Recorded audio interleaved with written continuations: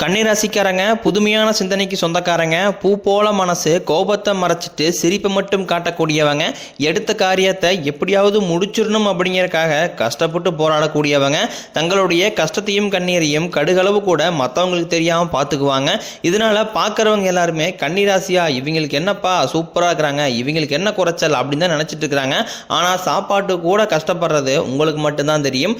நல்லது கெட்டதை முழுசாக தெரிஞ்சவங்க, எல்லா இடங்களையும் நேர்மையும் உண்மையும் மட்டுமே நம்பக்கூடியவங்க, உங்களுக்கு சொந்தமோ பந்தமோ அது தப்புனா அது தப்பு தான், வெட்டு ஒன்று துண்டு ரெண்டுன்னு பேசக்கூடியவங்க, உங்களை ஒருத்தர் பஞ்சாயத்து கூட்டு போறாரு அப்படின்னா நீங்க எந்த தரப்பில் நியாயம் இருக்குதோ அங்கதான் நீங்க சப்போர்ட் பண்ணுவீங்க.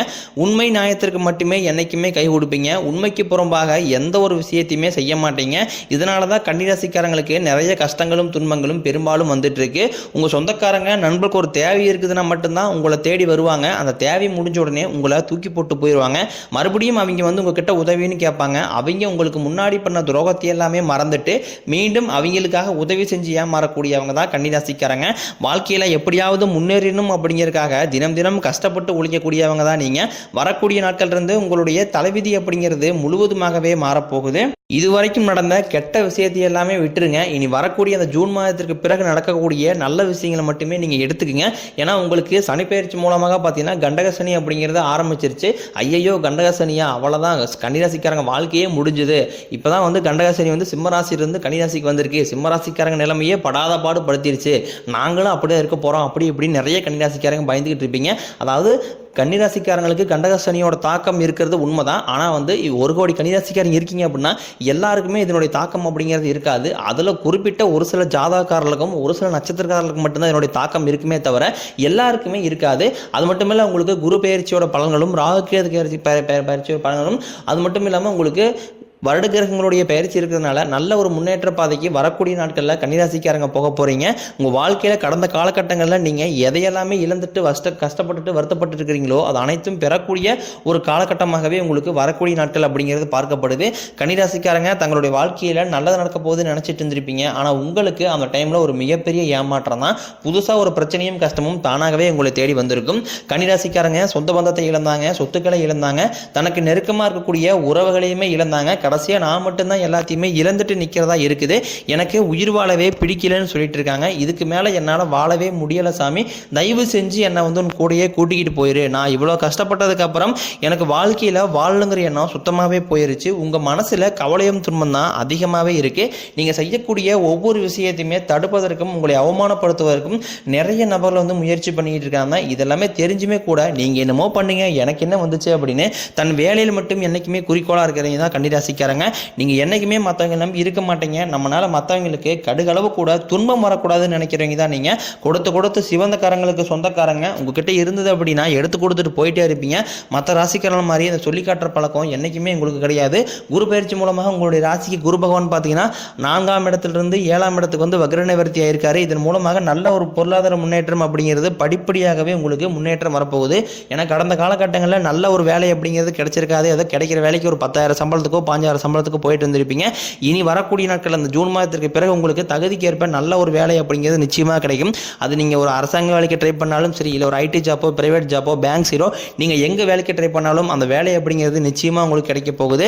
சனி பகவானினுடைய பார்வை உங்களுக்கு நேரடியாகவே இருக்குது. இதனால கடந்த காலகட்டங்களில் நீங்கள் எதையெல்லாமே இழந்துட்டு கஷ்டப்பட்டு இருக்கிறீங்களோ அது அனைத்தும் பெறக்கூடிய ஒரு காலகட்டமாகவே வரக்கூடிய நாட்கள் அப்படிங்கிறது அமைஞ்சிருக்குது. இதன் மூலமாக உங்களுக்கு சனிப்பெயர்ச்சி மூலமாக நல்ல ஒரு வருமானம் அப்படிங்கிறது நிச்சயமாக கிடைக்கும். தொழிலில் லாபம் சற்று அதிகமாகவே கிடைக்கும். அரசியல்வாதிகளை பொறுத்த வரைக்கும் புதிய பொறுப்புகள் புதிய பதவிகள் எல்லாமே தானாகவே உங்களை வந்து சேரும். ராகுவால உங்களுடைய செல்வாக்கு உயரும், உடல் ஆரோக்கியம் மேம்படும், சங்கடங்கள் நீங்கும். மறைமுகமாக உங்கள் தொழில் வாழ்க்கையிலும் சரி இல்லற வாழ்க்கையிலும் சரி நிறைய நபர்கள் வந்து தொல்லை கொடுத்துட்டு இருந்திருப்பாங்க. இனி அவர்களுடைய தொந்தரவுங்கிறது முழுவதுமாகவே இருக்காது. கடந்த காலகட்டங்களில் நீங்களும் ஒரு கம்பெனியில் இரவு பகல் பார்க்காம வேலை செஞ்சுட்டு இருந்திருப்பீங்க. உங்களுடைய சொந்த கம்பெனியாக நினச்சி வேலை செஞ்சுட்டு இருப்பீங்க. ஆனால் உங்களுக்கு சரியான ஒரு அங்கீகாரம் அப்படிங்கிறது இன்னைக்கு வரைக்குமே கிடைச்சிருக்காது. இதை நினச்சி ரொம்பவும் வருத்தப்பட்டு இருந்திருப்பீங்க. இனி வரக்கூடிய நாட்களில் நீங்கள் வேலை செய்யக்கூடிய இடங்களில் உங்களுக்கு பதவி உயர்வு சம்பள உயர்வு போன்றவை எல்லாமே நிச்சயமாக கிடைக்க போகுது. இனி உங்கள் வார்த்தைக்கு மதிப்பு மரியாதை கிடைக்கும். அந்தஸ்தில் நீங்கள் எதிர்பார்த்த உயர்வுக்கு போக போகிறீங்க. தொழிலில் இருந்த தடைகள் விலகுவது மட்டும் இல்லாமல் சிலர் வந்து புதிதாக தொழில் தொடங்குவீங்க. உற்பத்தியில் இருந்த தடைகள் நீங்கி தொழிலை விரிவு செய்வீங்க. வரக்கூடிய நாட்களில் விற்பனை அதிகமாகும். ஏற்றுமதி இறக்குமதி தொழிலில் நல்ல லாபம் கிடைக்கும். நீங்கள் செய்யக்கூடியது சின்ன தொழிலோ பெரிய தொழிலோ நல்ல ஒரு வளர்ச்சி அப்படிங்கிறது நிச்சயம் உங்களுக்கு ஏற்படும். இனி வரக்கூடிய நாட்களில் கன்னிராசிக்காரங்க நீங்கள் நினைக்கிறது எல்லாமே நடக்கும். தொழிலில் வியாபாரம் இருந்த தடைகள் எல்லாமே விலகப் போகுது. லாபம் அதிகரிக்கும், முன்னேற்றம் உண்டாகும், வரவேண்டிய பணம் விரைவில் உங்கள் கைக்கு வந்து சேரும். குடும்பத்தில் நெருக்கடி விலகும், செல்வாக்கு அந்தஸ்து உயரும். வெளிநாட்டு முயற்சிகள் எல்லாமே உங்களுக்கு வெற்றியை தரும். தெய்வ சிந்தனை அதிகமாகும், பெரியோர்களுடைய உதவி கிடைக்கும். உறவுகளால் இருந்த சண்டை சச்சரவு முழுவதுமாகவே விலகும். புதிய நண்பர்கள் உதவி செய்ய போகிறாங்க. தொழிலில் ஏற்பட்ட நெருக்கடிகள் நீங்கும், முடங்கி கிடந்த நிறுவனங்கள் மீண்டும் இயங்கக்கூடும். வியாபாரத்தில் எதிர்பார்த்த லாபம் கிடைக்கும். புதிய தொழில் தொடங்கக்கூடிய முயற்சிகள் உங்களுக்கு வெற்றியை தரும். கடந்த காலகட்டங்களில் கன்னிராசிக்காரங்களுக்கு இந்த திருமண நிலை அப்படிங்கிறது நிறைய சிக்கலையும் குழப்பத்திலையும் அதிகமாகவே இருந்திருப்பீங்க. அதாவது பார்த்தீங்கன்னா இதில் குறிப்பாக பெண்களுக்கு ஏதாவது ஒரு வகையில் திருமணம் அப்படிங்கிறது அடைஞ்சிருது. ஆனால் கன்னிராசி இருக்கக்கூடிய ஆண்கள் தான் ரொம்ப ரொம்ப பாவம். ஏன்னா வயது 30, 32, 35, 37 வயது வரைக்குமே நிறைய ஆண்கள் திருமணமாகாமல் கஷ்டப்பட்டு இருக்காங்க.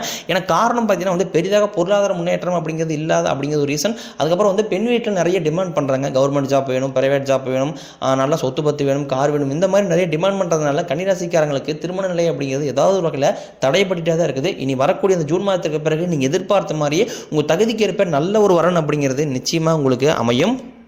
வாழ்க்கை துணையை இழந்த கன்னிராசி ஆண்களோ பெண்களோ அடுத்து இரண்டாவது திருமணம், அதாவது மறுமணம் பண்ணலாமா வேண்டாமா அப்படிங்கிற ஒரு மிகப்பெரிய குழப்பத்தில் இருப்பீங்க.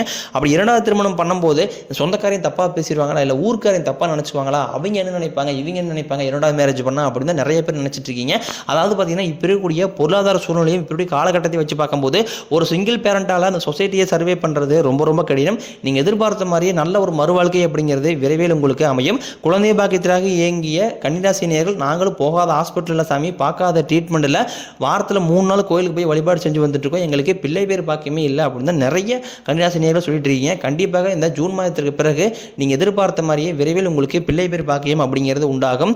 பிரிந்திருக்கக்கூடிய கணவன் மனைவி எல்லாமே மீண்டும் ஒரு முறை ஒன்றாக சேர்ந்து பேசக்கூடிய வாய்ப்பு கிடைக்கும் பட்சத்தில் கண்டிப்பாக இருவரும் ஒன்றாக இணைந்து வாழ்வீங்க. கடந்த காலகட்டங்களில் இந்த காதல் ராசினாவே அது கன்னிராசி அப்படின்னு அறியப்பட்டது. ஆனால் கடந்த காலகட்டங்களில் காதலில் அதிகமான தோல்வியை சந்திச்சவங்களே இவங்க தான். ஏன்னா லவ் பண்ணிட்டு இருப்பாங்க, திடீர்னு ஒரு சண்டை சச்சரவு மனக்கசப்பு மூலமாக அந்த காதல் பிரேக்கப் ஆயிரும். இல்லை வீட்டில் போய் சொல்லும்போது பெற்றோர்களே அவங்களுக்கு தடையாக நிற்பாங்க. இந்த மாதிரி நிறைய பிரச்சனை சந்திச்சிருப்பீங்க. இனி வரக்கூடிய நாட்களில் உங்களுடைய காதலை வெளிப்படுத்தும் போது அந்த காதல் கண்டிப்பாக கைகூடும். வீட்டில் போய் சொல்லும்போது பெற்றோர்களே உங்களுக்கு முன்னாடி நின்று திருமணம் செய்து வைக்கக்கூடிய வாய்ப்புகள் உங்களுக்கு அதிகமாகவே உள்ளது. வரக்கூடிய நாட்களில் கடினமான காரியத்தையும் சுலபமாக செஞ்சு முடிப்பீங்க. உங்கள் எளிமையான பேச்சு திறமையால் நீங்கள் அனைவரையுமே கவர்ந்து இழுப்பீங்க. சமூகத்தில் உங்கள் பெயருக்கும் புகழுக்கும் படிப்படியாக முன்னேற்றம் வரப்போகுது. சிலருக்கு படிப்பதற்காகவும் வேலை விஷயமாகவும் தொழில் விஷயமாகவும் வெளியூர் வெளிநாடு போகக்கூடிய வாய்ப்புகள் எல்லாமே கிடைக்க போகுது. உங்கள் குடும்பத்தில் கடந்த காலகட்டங்களில் எந்த ஒரு சுப நிகழ்ச்சியுமே நடந்திருக்காது. இதை நினச்சி வீட்டில் இருக்கக்கூடிய பெரியவங்க எல்லாமே ரொம்ப வருத்தப்பட்டிருப்பாங்க. திருமணம், சீமந்தம், புதிதாக வீடு கட்ட ஆரம்பிப்பீங்க. வரக்கூடிய நாட்களில் இது போன்ற சுப நிகழ்ச்சிகள் எல்லாமே உங்கள் குடும்பத்தில் தொடர்ந்து நடக்க போகுது. சிலர் புதிதாக தொழில் முயற்சி பண்ணுவீங்க. அந்த முயற்சிக்கு எதிர்பார்த்த உதவிகள் நிச்சயம் கிடைக்கும். கன்னிராசியை பொறுத்த வரைக்கும் நீங்கள் ஆண்களோ பெண்களோ அரசு வேலையோ தனியார் வேலையோ கூலி வேலையோ நீங்கள் எதிர்பாராத வருமானம் அப்படிங்கிறது உங்களுக்கு நிச்சயம் கிடைக்க போகுது. வேலையில் இருந்த பிரச்சனை தடுமாற்றம் உங்களுக்கு முழுவதுமாகவே மறைய போகுது. இனி வரக்கூடிய நாட்களில் உங்களுடைய வளர்ச்சி அப்படிங்கிறது யாருமே எதிர்பார்க்காத அளவுக்கு ஒரு மிகப்பெரிய ஒரு அசுர வளர்ச்சியாக இருக்க போது. உங்களுடைய சொந்தக்கார நண்பர்களுமே பார்த்தீங்கன்னா உங்கள் மீது பொறாமை கொள்ள போகிறாங்க. முடிஞ்ச அளவுக்கு எல்லா விஷயத்தையுமே கொஞ்சம் ரகசியமாக வச்சுக்கோங்க. ஏன்னா கன்னிராசிக்காரங்க எல்லாத்தையுமே ஈஸியாக நம்பிடுவாங்க. இதனால தான் பெரும்பாலும் நிறைய சிக்கலையும் பிரச்சனையும் நம்பி தான் கன்னிராசிக்காரங்க நிறைய சிக்கலில் மாட்டிட்டு இருக்கீங்க. கண்டிப்பாக இந்த ஒரு இடத்துல மட்டும் நீங்கள் கொஞ்சம் தெளிவாக இருக்கிறது ரொம்ப ரொம்ப நல்லது. இந்த உடல் சார்ந்த பிரச்சனையால் அதிகமாக தொந்தரவுகளை கடந்த காலகட்டங்களில் சந்திச்சிருப்பீங்க. இனி இந்த ஜூன் மாதத்திற்கு பிறகு பார்த்தீங்கன்னா இந்த மாதிரி உடல் சார்ந்த பிரச்சனை எதுவுமே உங்களுக்கு முழுவதுமாகவே இருக்காது. ஏன்னா என்ன நோயினே தெரியாது. ஆனால் ஹாஸ்பிட்டல் போவாங்க, 2000 3000 செலவாயிட்டே இருக்கும். இல்லை குழந்தைக்கு உடம்பு சரியில்லை, அப்பா அம்மா உடம்பு சரியில்லை, மனைவி உடம்பு சரியில்லை, இந்த மாதிரி உடல் சார்ந்த பிரச்சனையால் பெரும்பாலும் பிரச்சனையை சந்திச்சுட்டு இருக்கிறீங்க. இது அனைத்தும் வரக்கூடிய நாட்களில் முழுவதுமாகவே நிவர்த்தியாக போகுது. கடன் பிரச்சனை அப்படிங்கிறது கன்னிராசிக்காரங்களை நீங்கள் பார்த்து கேட்டீங்க அப்படின்னா குறைஞ்சபட்சம் ஒரு 5 லட்ச ரூபா அப்படிங்கிறது கடனாக சொல்லுவாங்க. எப்படியாவது கடனை மட்டும் கட்டி முடிச்சுட்டுனா போதும் சாமி, கொஞ்சம் நிம்மதியாக இருந்துக்குவேன் அப்படின்னு தான் நிறைய நபரில் சொல்கிறீங்க. கண்டிப்பாக அந்த ஜூன் மாதத்திற்கு பிறகு இந்த 2025 முடிஞ்சு 2026 நீங்கள் அடியெடுத்து வைக்கும்போது ஒரு பைசா கடன் இல்லாமல் அனைத்து விதமான கடனையுமே கட்டி முடியக்கூடிய அளவுக்கு நல்ல ஒரு பொருளாதார முன்னேற்றம் அப்படிங்கிறது உங்களுக்கு நிச்சயமாக வரப்போகுது.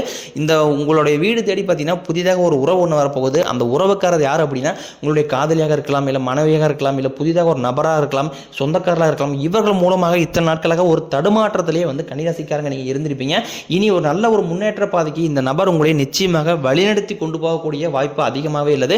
இந்த நபர் அப்படிங்கிறது இந்த ஜூன் மாதத்துக்குள்ள நிச்சயமாக உங்கள் வாழ்க்கையை நோக்கி விரைவில் வரப்போகிறார்.